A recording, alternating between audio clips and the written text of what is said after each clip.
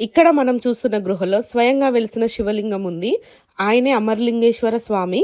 ఒక పశువుల కాపరి ఒక చెట్టు కింద కూర్చొని అన్నం తింటూ ఉన్నప్పుడు మునుల కీర్తనలు వినిపించాయంట.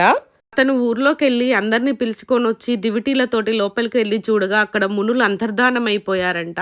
ఇక్కడ ఏ కోరిక కోరుకున్నా ఖచ్చితంగా జరుగుతదని ఇక్కడ ప్రజల ప్రగాఢ నమ్మకం. పిల్లలు లేని వాళ్ళు ఇక్కడ ఉయ్యాల గడితే కంపల్సరీగా పిల్లలు కలుగుతారని ఇక్కడ వాళ్ళు చెప్తున్నారు.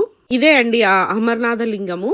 పూర్వం ఈ గృహలోకి రావాలంటే కూర్చొని ఏదన్నా లైట్ పట్టుకొని, దీపాలు పట్టుకొని వచ్చేవాళ్ళంట. ఇప్పుడైతే ఆ ప్రాబ్లమ్ ఏం లేదు. నార్మల్‌గా ఇప్పుడు ఎళ్ళిపోవచ్చు. ఏసీలు అవన్నీ పెట్టారు. ఇప్పుడు చాలా బావుంది టెంపులు. మీరెప్పుడైనా గుంటూరు సైడ్ వెళ్ళేటప్పుడు ఈ టెంపుల్‌ని విజిట్ చేయండి తప్పకుండా.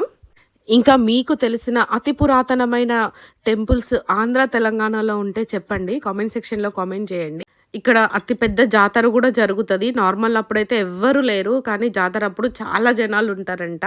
ఐ హోప్ ఈ వీడియో మీకు నచ్చిందనే అనుకుంటున్నాను.